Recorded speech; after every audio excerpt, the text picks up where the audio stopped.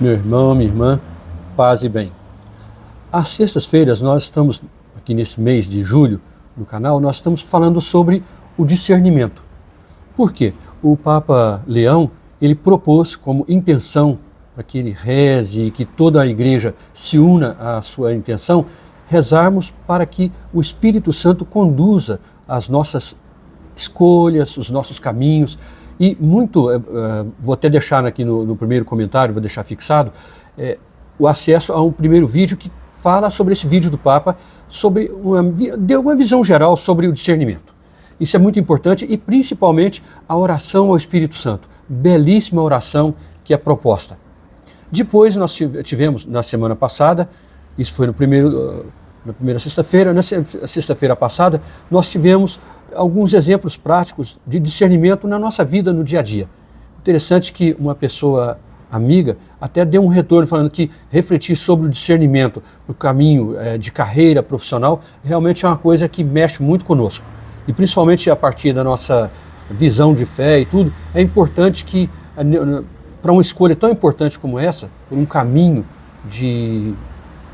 profissional, acadêmico, enfim, qualquer que seja, é muito importante. Mas não só, há vários, né? Questão do matrimônio, enfim, caminho religioso, tudo isso é muito importante que a gente tenha uma abertura para a ação de Deus na nossa vida. Mas hoje, eu trago para vocês aqui algumas personagens bíblicas, alguns exemplos bíblicos de discernimento. Por quê? Deixar-se conduzir pelo Espírito Santo de Deus é algo que foi concreto na vida de muitas pessoas, muitas e muitas, do Antigo Testamento, quer dizer, Antiga Aliança, quanto da Nova Aliança. Não de forma cronológica, mas eu vou trazer agora dois exemplos, que é o de Salomão e de José, no Egito, né, para que a gente possa refletir um pouquinho sobre esses dois exemplos e depois exemplos do Novo Testamento. Mas vamos lá. Sobre Salomão, que é um modelo, um exemplo, uma referência de sabedoria, do deixar-se conduzir pela sabedoria de Deus, há um fato que possivelmente você conhece, que é muito assim difundido, é um exemplo dado até no mundo jurídico, que é aquele fato em que Salomão teve que resolver uma contenda entre pretensamente duas mães, duas mulheres que estavam diante dele, falando que uma criança, um bebê estava morto e um bebê vivo, e as duas mães alegavam que eram mães do bebê que estava vivo. E Salomão ouviu aquelas mulheres e propôs, isso está em 1 Reis, no capítulo 3, aí tem os versículos. Né? Salomão propôs o quê? Então tá, vamos partir a criança ao meio, que está vivo, e dá para as duas mães, uma coisa esquisita, né? Até forte demais. Pois bem, uma concordou, e a outra, não, pelo amor de Deus, não, entregue o filho para ela, entregue. Salomão devolveu o bebê para a mãe verdadeira. Discernimento. Por vezes a gente é levado a pensar, se uma pessoa fala assim, eu não tenho, mas o outro não pode ter, e etc. Alguma coisa não está bem aí, né? Ainda mais quando a gente percebe que as pessoas poderiam estar bem com o benefício, a bondade, alguma coisa boa acontecendo na vida de alguém. Mas isso é só uma viagenzinha. Mas, então, o exemplo de Salomão aí realmente é algo que mexe conosco e a gente deve deixar-se guiar pela sabedoria de Deus. O outro exemplo, que é muito conhecido também, é o exemplo de José, um dos filhos de Jacó, lá no Egito. Toda a história dele está todo o capítulo 41 aí do Gênesis, mas o que interessa aqui, de fato, é aquele sonho que ele interpretou, o sonho que o faraó estava tendo, 7 vacas gordas, 7 vacas magras, não é isso? E aí as espigas secas, as espigas que estavam produzindo. Aí o que José discerniu é que estava chegando ali uma revelação para o faraó, que era o seguinte, olha, 7 anos de fartura, 7 anos de seca. Então, nos anos de fartura, que houvesse então vamos dizer assim, um cuidado da parte do faraó de guardar para os tempos de penúria. Pois bem, o faraó depois agradeceu muito e deu autoridade a José, porque ele salvou não só o Egito, mas colocou o Egito como referência de um povo que foi a salvação para os povos vizinhos, que foram até lá buscar víveres e tudo, inclusive a própria família de José. Pois bem, e no Novo Testamento? Pois bem, no Novo Testamento, assim como no Antigo Testamento, na Antiga Aliança, nós poderíamos citar vários exemplos, né? Mas eu vou trazer dois aqui que eu acredito que são emblemáticos. Um primeiro exemplo, o de Paulo. Paulo teve uma visão, ele na viagem missionária, ele teve uma visão de um homem da Macedônia que estava, venha até nós, passe a Macedônia e ajude-nos, passe a Macedônia e ajude-nos. Esse sonho de Paulo, essa visão que ele teve, foi crucial para que Paulo penetrasse mais ainda no ambiente gentio, no ambiente pagão. Olha, quais são os caminhos que Deus utiliza para que a gente possa discernir a sua vontade? São vários. Nós temos vários exemplos bíblicos de sonhos. Então, essa visão, esse sonho que Paulo teve foi crucial, foi muito importante para que ele se decidisse. E aí a gente pode perceber que a direção divina, os caminhos que Deus aponta, esse vem através de vários sinais. Mas olha, e Pedro? É o outro exemplo que a gente traz, com relação a Ananias e Safira.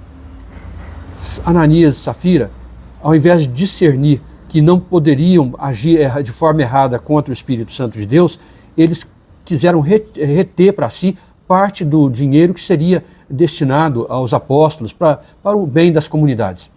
O que a gente percebe? Né? Pedro, pela ação do Espírito Santo, ele discerniu isso, quer dizer, essa mentira, não apenas a homens, mas ao Espírito Santo de Deus, ao próprio Deus. Mas esse é o grande problema que às vezes acontece conosco. Se a gente acha que a gente pode enganar as pessoas, a gente acha que pode enganar a Deus? Ora, isso a gente faz, a gente não se engana, a nossa consciência, normalmente quando a gente faz isso de caso pensado, então o que Pedro faz aí no caso é mostrar, de forma até dramática, que o discernimento dos espíritos, quer dizer, das intenções mais profundas, é um dom que se consegue com muita intimidade, quer dizer, deixando-se guiar pelo Espírito Santo de Deus.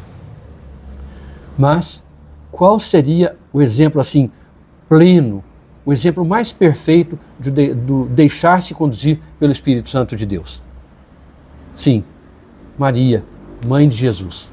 Mas antes de falar do exemplo de Nossa Senhora, de Maria, gostaria porque eu tenho que discernir agora também que eu já estou me alongando no vídeo, que normalmente ele não passa dos 8 minutos, né? Mas vejam bem, eu gostaria de pedir a você que dê uma olhada na descrição, que eu vou deixar várias citações bíblicas e aí vou fazer um pedido.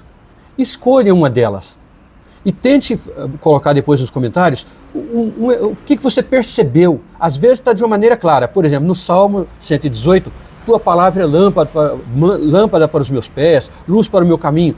Né? Tá, eu acredito que dá para a gente dizer algo. E é assim, leia aquela passagem, escolha uma delas, são 10, mas pode escolher uma só de Provérbios, enfim, quer dizer, qualquer uma, né? Escolha, reze e coloque nos comentários alguma coisa que você percebe como importante para o discernimento. Às vezes está de uma maneira clara, mas dá para perceber uma maneira prática de aplicar isso? Enfim, eu gostaria que você participasse, fizesse desse momento nosso nos comentários um momento de comunidade, de partilha. Vamos lá então? 2 momentos especiais na vida de Maria que a gente percebe assim, o discernimento como algo que aflora. A Anunciação. Maria ouve a proposta de Deus, mas para o seu discernimento, ela deixa-se conduzir pelo Espírito Santo de Deus, claro, mas pergunta, como é que vai acontecer isso se eu não conheço homem algum? Quer dizer, se eu não tenho relacionamento com homem algum? E aí ela percebe, vai ser o Espírito Santo de Deus que vai agir na sua vida. E o outro momento, nas bodas de Caná. Tanto que João, a comunidade joanina, chama de sinais, quer dizer, para que Jesus realizasse o seu primeiro sinal, foi necessário que o discernimento acontecesse ali, na sua mãe. Maria percebeu que, olha, eles não têm mais vinho. O que há entre nós, mulher? Né? Aquela pergunta de Jesus. Aí Maria fala, olha, encham as talhas, façam tudo o que ele vos disser. Aí Jesus vai falar, encham as talhas d'água e tudo.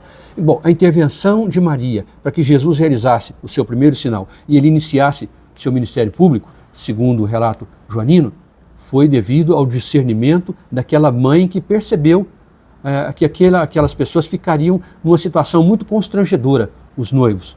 Tem todo o significado teológico e tudo, mas o mais importante aqui é que a gente perceba que Maria é o exemplo mais perfeito de deixar-se conduzir pelo Espírito Santo de Deus. É isso, meu irmão e minha irmã. Eu espero que você possa, e esse espaço nosso de reflexão é sempre para a nossa formação, que é permanente. Então eu procuro trazer sempre, principalmente na descrição, algo que possa ajudar na sua oração, no seu estudo, na sua reflexão, no seu discernimento.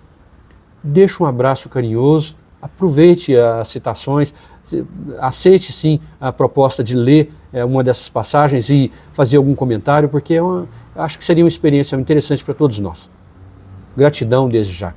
Paz e bem.